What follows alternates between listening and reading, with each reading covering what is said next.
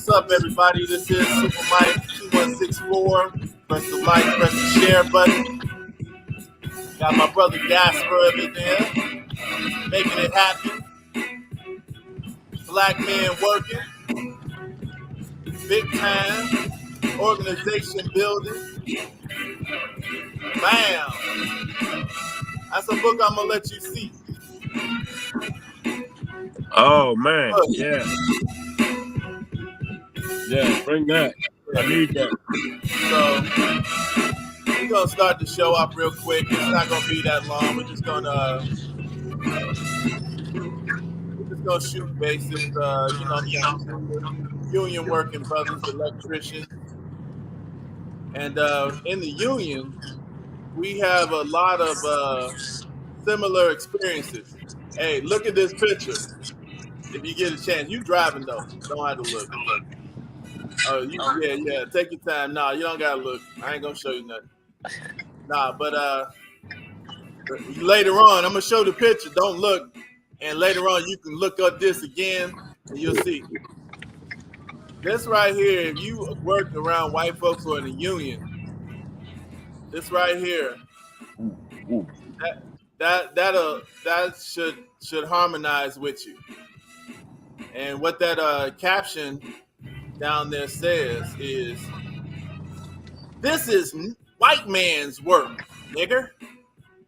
The optical company employees threatened on the day Richard, age 15, tried to learn how to grind glasses on his first big job. The boss who had hired Richard was a Yankee. "I knew I would never learn to operate those machines," said Wright, "as long as those two white men stood by them. When the boss asked, 'Don't you want to work here anymore?' I answered, 'No, sir.'" And we find that a big theme out here in the working world. It seems like some people want to keep the knowledge, the wisdom, and they want to keep the organization muscle. They want to be able to go ahead and yeah, guys, what's up, Leroy? What's up, big brother? Leroy Stanley. Leroy in the building. Yeah. So some people that like to keep all the knowledge to themselves. They want to know how to run things. They want to know how to build things, and they kind of want to keep a certain group of people as good workers. Some of us are the best workers. We know how to work. We good work. We work. We work. We know how to sweep. We sure do. Shuck and jive host. We know how to dance. Yeah, we know how to make jokes too, don't we? We be making jokes, don't we? We be making them jokes, boy. The white folk come around, boy. We be making them jokes. Oh yeah. But guess what? How did they get the money? How come you ain't got it? They look at you and see money. You look at you and see competition. Oh, ain't but one black person on this. Too many of us standing around each other. We got to get. I can't be standing around y'all. Too many of us standing around. So, this is my brother here. Like I said, all across this country, we got issues and unions. And how many places you worked in? You travel. This is a traveling union, man. Electrician. How many spots you've been to? Speaking of brother Gasper, 714-9701. Wow. At first I was scared, intimidated, especially on the West Coast. You can't go there. The license. It's hard. Right. So I diverted. I went straight up north to Indiana in 2016. And where you from? I got a noose. I'm from New Orleans, Louisiana. I'm a hybrid. I started out at the Dirty 130, and then Katrina pushed me to the west. And I'm at 716 Houston, Texas. Yeah,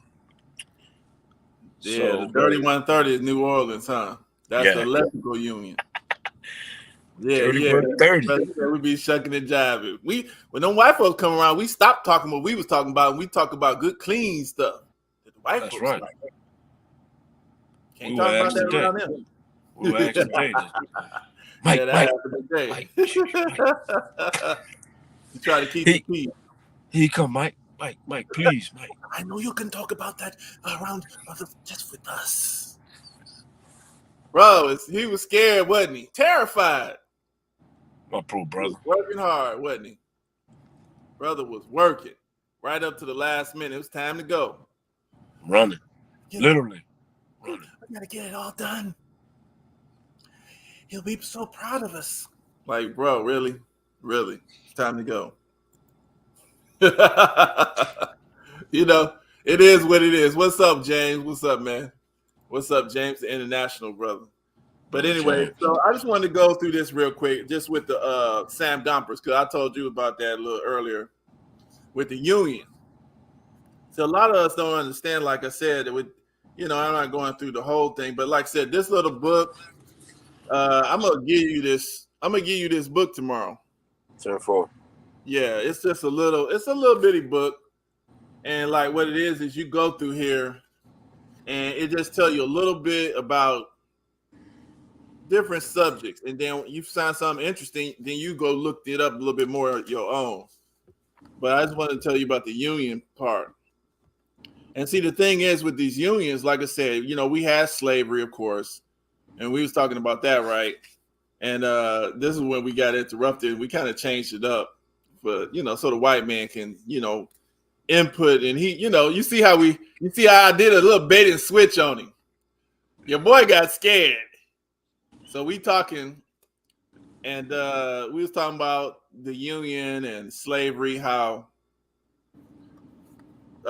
when the black people knew pretty much how to do everything, all of the manual labor, all of the skilled labor, all of these type of, even women with the sewing, the best cooks, and then all of a sudden you had this war here, took all those free labors away from them good white folks. Now we were still around and we would do the work, but you got to pay.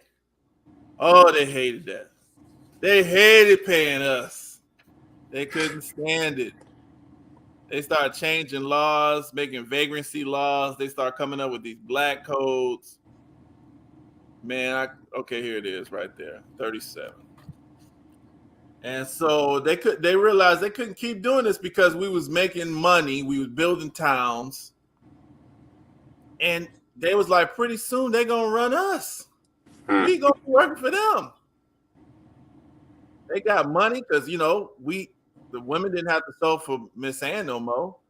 They sold for their own daughters and sons. So our kids was dressing nice. That's why they had to burn down. That's why the towns got burned down. Because we be flossing, how we do.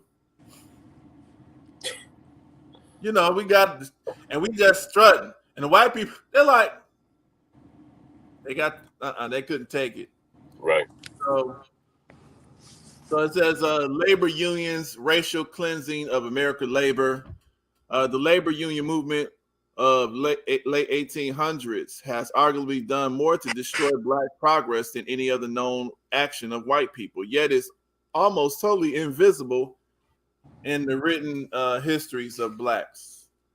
So it says in America, the union movement was specifically designed, number one, to remove blacks from their jobs. That's what it started for, because they had to pay you. And they hated paying you because you knew everything. Nothing was going to get done. Here, nigga. Here, nigga. They hated that shit. They hated it. And so they were like, we got to do something about this. So, okay, this is what we're going to do. Wow. That's what we're going to do.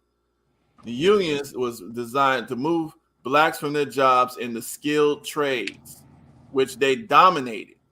And number two, to install those jobs, the European immigrants who were flooding into America by the millions. So that's when they start bringing Statue of Liberty. Come on, just get here, just get over here. Have their people come over here from wherever, just get your ass over here. We'll show you everything, give you somewhere to live. We can't keep paying them. And so that's what, so basically they, America, scholars attribute the rapid success of the immigrant groups directly to the advantages they received through their memberships in the American trade unions. So directly they was making money from the trade unions. White historians have misrepresented blacks in slavery as being mere field hands. So basically they make us think that you was just straight up in the field picking cotton, but no, that you were doing way more than that. And then they said you was engineers, tailors, all that stuff. Southern writer Thomas Nelson Page, he goes into some of the people who wrote it. I ain't gonna read all that. Then they said the white immigrant laborers could not compete with the black worker because even they can't hardly compete now. We still, like, when we do it, we better than them. Just is, Yeah. When we put a team together, we be making it happen like that for the most part. And so they had the Sam Gompers, who led the American Federation of Labor in its formative stages. Under Gompers, the AFL systematically and violently carried out an occupational eviction of black workers. A common union expression was never let a nigger pick up a tool. And that's why I get this picture. Because we know, I don't know if you experienced this when you was doing the apprenticeship. You see this here? Yeah. Yeah. As soon as you looking at the prints, the plans, you trying to learn something new, who come over there and be like, who told you to do that? That's right. Who told you to read? What are you doing? What are you doing? Well, I'm just trying to learn about these prints. I'm trying to understand how this go. Right. All right, go over there. There's a broom right there. I need you to go over there and pick that broom up. You like, what the? Facts. That's what happens. It happens to this day. They don't hardly want to let you in. When they let you in as an apprentice or a pre-apprentice or something, get your easy labor. Then when you're almost about to, you ever heard a story as soon as people about to turn out, it's something happened. Yep. And they did this and now I got to repeat. Man, what happened to you? Something happened? Yep. What happened? What happened? I asked for an internship. Uh-huh. I was in college for electrical engineering. Mm-hmm. And I said, hey, I'm almost graduating. I'm working 410s. Y'all invested in me. I'd love to join your team. And lo and behold, I was a week later. Dang, they fired you. I was laid off. Laid off. They do that. They do stuff like that. Like my brother, he was doing the plumbers thing. He was always sending me pictures. All these people love to work. He putting up plumbers. He put up a lot of the plumbing in the little stadium in Atlanta. He's showing me pictures of all the plumbing work he was doing, and in the in that football stadium that they moved the church for. Yeah. Anyway, right when he about to turn out, now he getting work. Here it is. First of all, they number one, and now they cut the hours because you need a certain amount of hours, right, to be able to take these tests. No, we'll sit. No, just stay at home. We're gonna get work for you. We're gonna get work for you. Okay, you sitting at home. You need money. You can't work non-union. Don't do that. See? Right. Yeah, so that's how they get you, trick you, make you want to do something else. That's how it is. So it's like, y'all complaining, but what you gonna do about it? Well, my dad told me never tell him what you up to. Never tell him you're in school. Never. Now think about why he'd say that. Well, See? his fans shared the same thing. Same thing. Yep. That lets you know there's a plan. If I could see it, you could see it people could see this stuff. Yep. Yeah, that Benz Stadium. They destroyed the black in Atlanta. Yeah. Yep. And they already had a church. They already had a stadium. They could have built that stadium anywhere, but anyway, we sold out. And in Atlanta, they think, people thinking it's something big, special. Ain't nothing changed. So you could have kept you could have kept your church. That, whatever. But the point is here, this is what I was thinking like here. I think we'd be talking about you have wrote some stuff down. I'm about to read some of that stuff, jog your memory. Oh, here it is. This is what you wrote down. You gotta explain this to me real quick. Yeah. And I know you gotta move, so we're about to get this cleaned up. What's that? That is unbelievably the United States of America. Oh. The horizontal line is the I-10. Okay. And the vertical line is the Mississippi River. Oh, okay. I see how it is now. And I split it west side of the river, east side of the river, north side, south side, in coordinates. Right. You understand me? So it was a little system, from in quadrant 1, for instance, of course, is local 302. So we'll have all the whereabouts in that area. It's just a calculated way of pinpointing where everybody's at. Yeah. You see? Okay, so that's because I was like, what is this?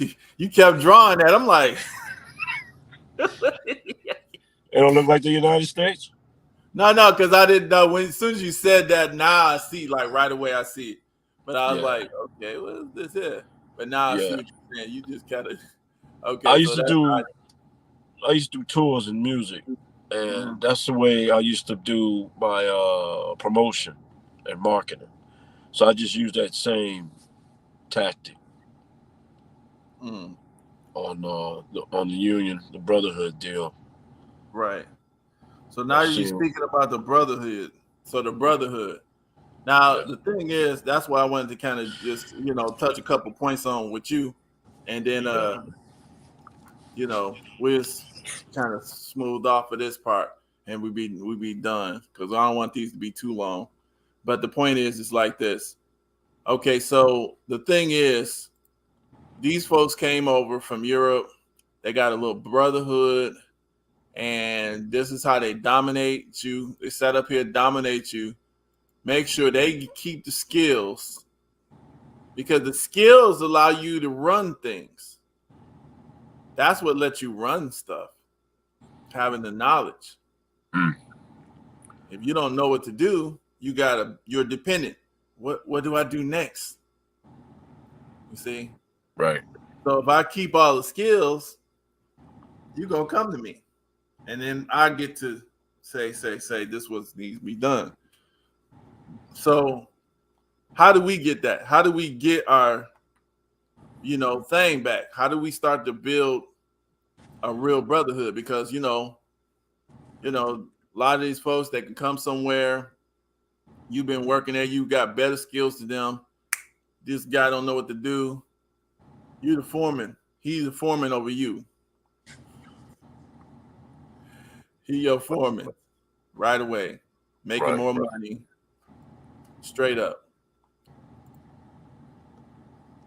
Well, we got some bad brothers out there. We got to find our peers, like we discussed, all the general foremen, because they'll give us opportunity, I would think. We find them, superintendents, stewards, you name it, dispatch, and we could. I bet my last dollar they'll give you an opportunity. It's a rarity, but they're out there. Right.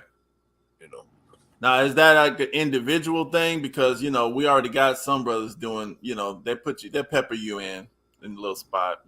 Right. They put you in a little spot. Because how many is black? It's a lot of black folks in New Orleans and Texas, right? Yeah.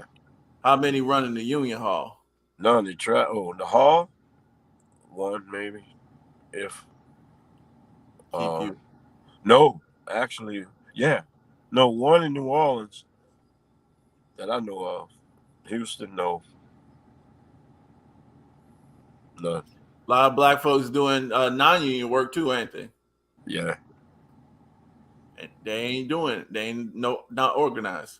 So that's Nope. what I was thinking. Like, like I said, I would just try to have a place. We put a little couple talks in, but we could just kind of have basic conversations. Like we on the job, me and you be having conversations, and you be having conversations with other Tim people. and Right. Whitney took the credit.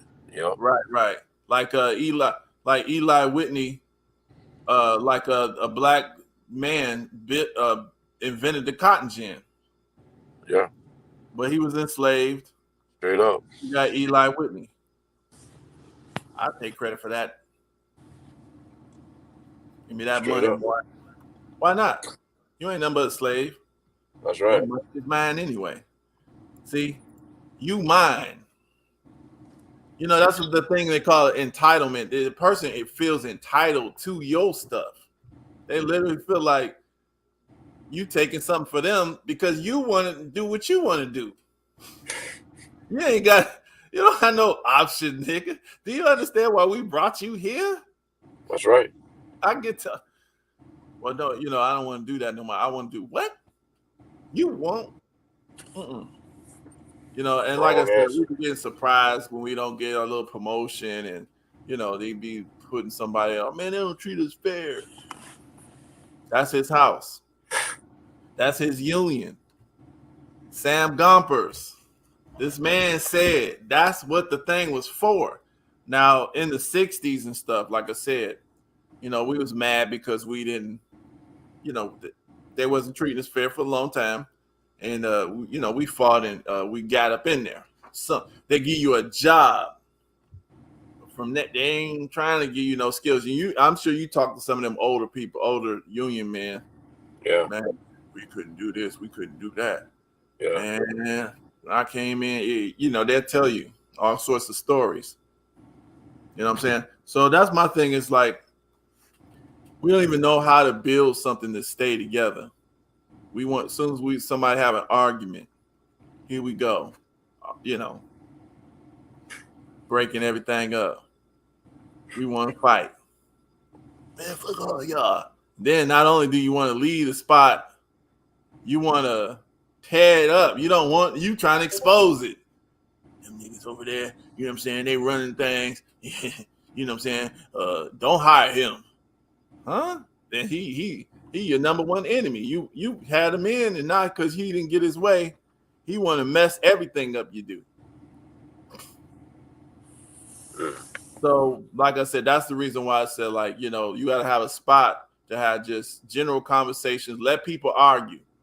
If you talking and y'all can't get along just in actual regular talk, maybe the next level ain't for that one.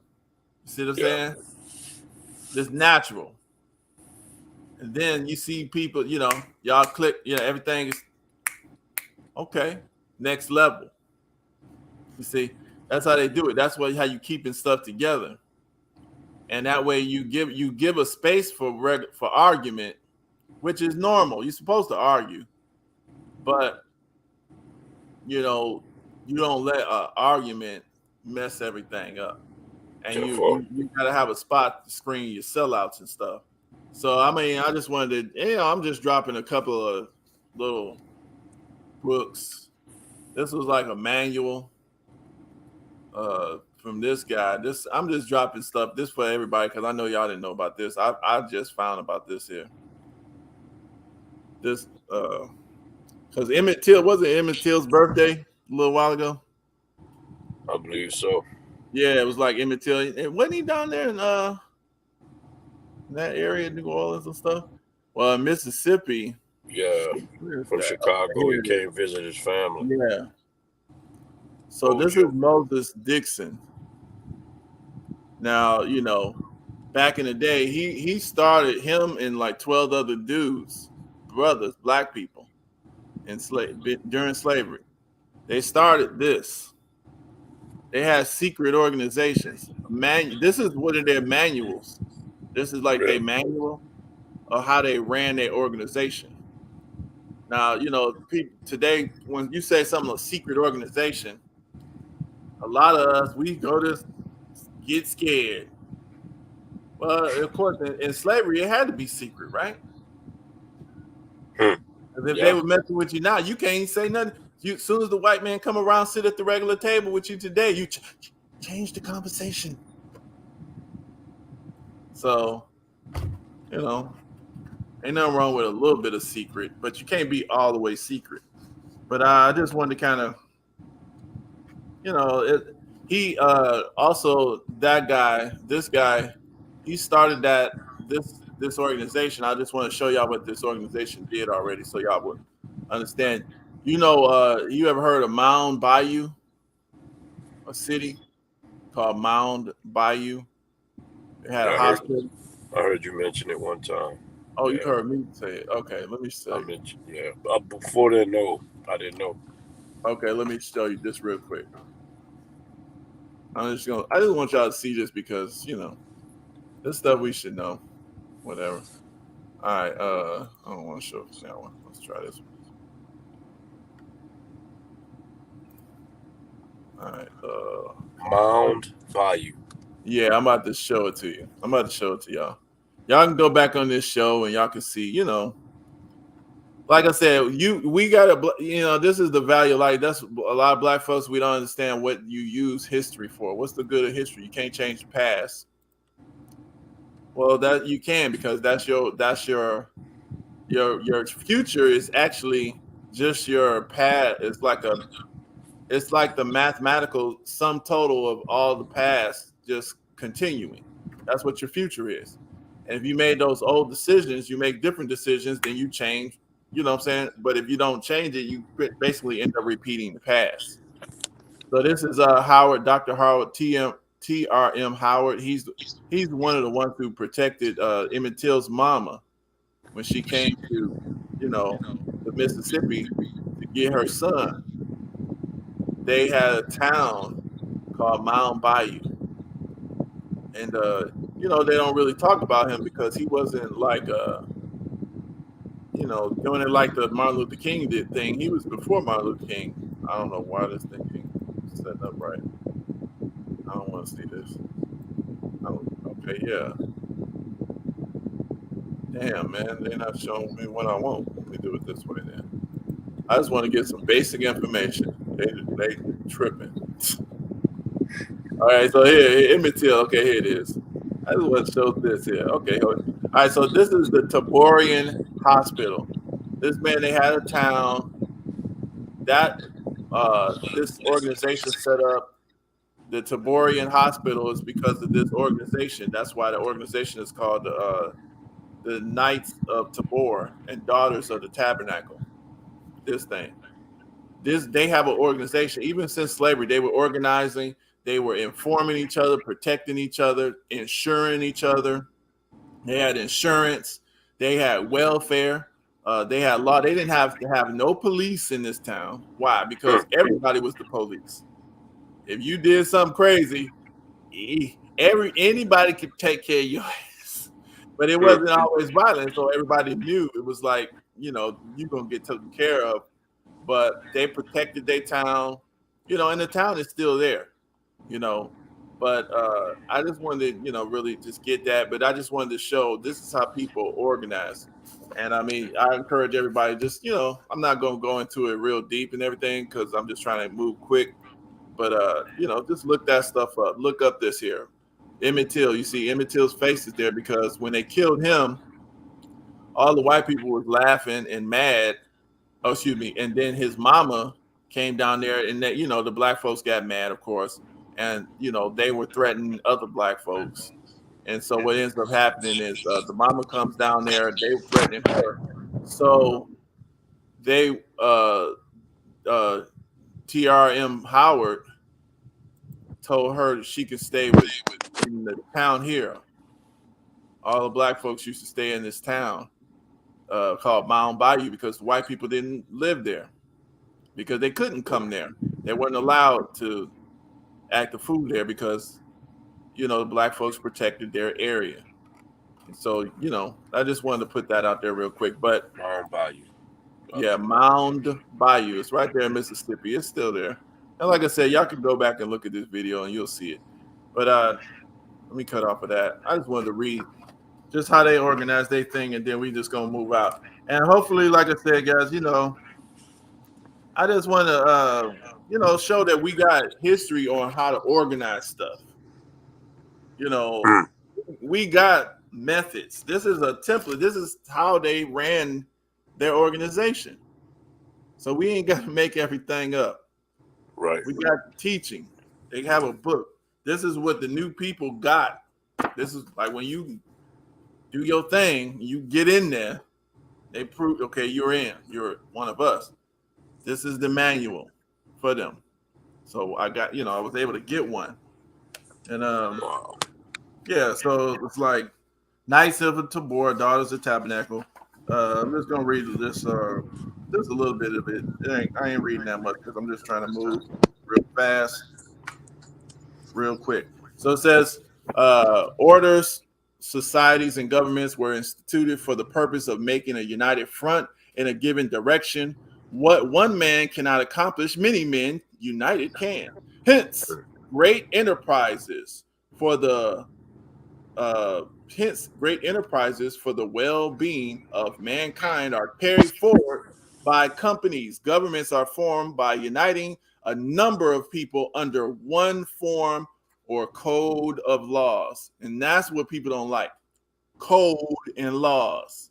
Because you come in here, you got to behave a certain way. You got to treat a certain way because of the code, not because you are following a person.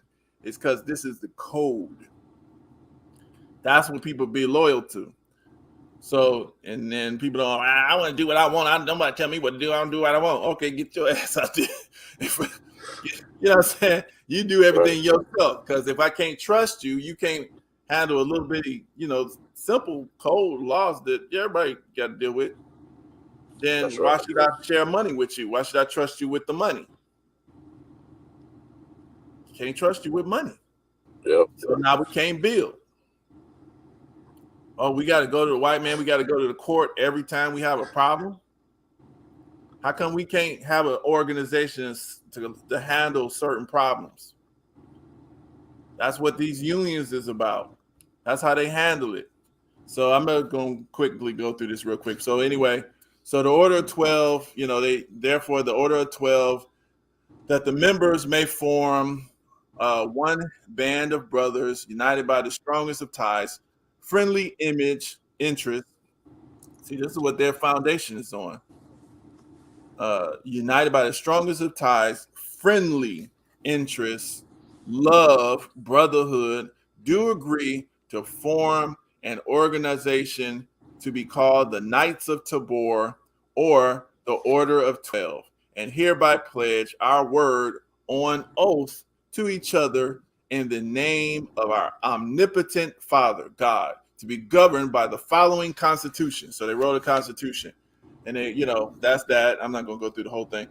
Then it says, the Order of the Knights of Tabor was founded in the city of Galena, Illinois, in 1855 and known by the name of the Order of 12. The names of the organizers were A.H. Richardson, William Emery, James Smith, J.G. Johnson, R. Kane, and Moses Dixon. During the years of 1856 through 59, the order was established in many of the southern states and known by various names, yet the signs and passwords were the same. See, this was secret because this was during slavery. Okay. And so this book was written when those people were still alive. So it said, so this was after slavery. So it says many of the members now living, of course, all of them dead now, but who have passed through the years of suffering trials will remember the words of the comfort and advice we received in our temples and lodges in the darkest hours just before the breaking of the Civil War. Our links were fixed at all the news centers. so that in a few hours, in every hamlet, in every town, every plantation, the members of our order kept the people posted on that which interests us most. How is it that the colored people all through the southern states knew every movement at the north? Those old members of the order can tell you a system of telegraphing unknown to Professor Morse. So they had better than Morse code. They knew how they knew how to send a message. They weren't playing. These are our people, man. So this is I'm just saying, I'm just putting this out here so people can see, like, you know, this is stuff that we can do. We can put stuff together, but you got to have a certain way to do it. So, they was just talking about that. I think I'm not going to read too much more of that. That's all I'm going to read. But, it just shows the little constitution that they got. It tells you how their little temple's supposed to be set up. So this is like how it's set up. So this is how they form the temple. I mean, they telling you that's they outlining everything. So this is the reason why is because everything is uniform, it's organized. So if you in Mississippi, this is how it's set up. If you in North Carolina, if you in, where you at, this is the way the thing's supposed to be set up. If I come in here and this right here is over here, y'all ain't with us. Y'all with somebody else. I don't know what y'all got going on. This, what I'm saying? So, I'm just showing some of that. And, they also had a sister organization for the women. It's called the Daughters of the Tabernacle. So it was a balanced thing. And, they have, like I said, this symbology. I'll show some of that. I'm going to show some of that here just with y'all so y'all can see. I'm listening all over the place. But anyway, I'm going to end it off right here. I just wanted to get some of that out. I got my brother sitting up here, you know what I'm saying? My work buddy, brother. And like I said, we just, he makes movies. You said you filmed on location at Cancer Alley, didn't you? Yeah. Yeah. Reserve, Louisiana. Uh-huh. Yep. Documented. Ongoing. In Louisiana. Nothing you can do. Reserve, Louisiana. Right. Dang. Cancer Alley. They sitting up here making people sick. Yeah. Although evil, they stole Freemason from the Egyptians. Now, the thing is, see, this is the thing is, you got to realize, Leroy, too. And I'll drop the link because if you want to go, you can, I don't want to hold you up, but I want my brother because Leroy, if you want to come up, Leroy, for a second. We're about to end it off, but let me do it this way real quick. See, because that's what I want anyway for brothers to, conversate. Let me do it this way. Do that. Yeah. But like the thing is,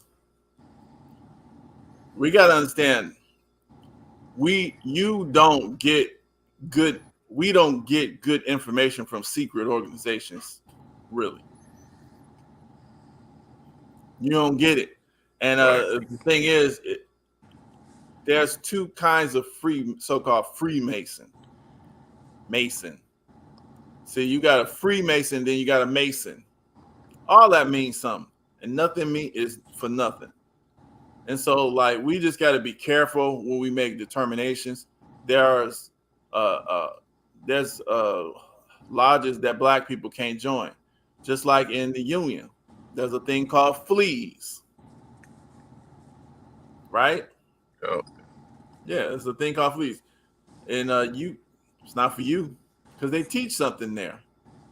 All that riding the goat, Masons. Why is it a Mason, a brick builder, named the same as this organization? You ever wonder that? You know what I'm saying? Yeah, all this stuff means something. So, I just ask us to think about some of this stuff because just because people use something for evil, that don't mean it is evil. Because they're doing something. It's a little deep. So like I said, I'm gonna end it off there. I think we had a decent little show. I wasn't trying to make this go too long. You know what I'm saying? I'm glad you came up. Glad you came through. Dropped a little knowledge on everybody. You know what I'm saying? Oh yeah. We're gonna ride out with a little music. Yeah. Let's go. All right, y'all. All right, we setting out. Peace out. All right, Leroy, James, everybody watching, make sure y'all press that thumbs up, share the message, and we out. Peace.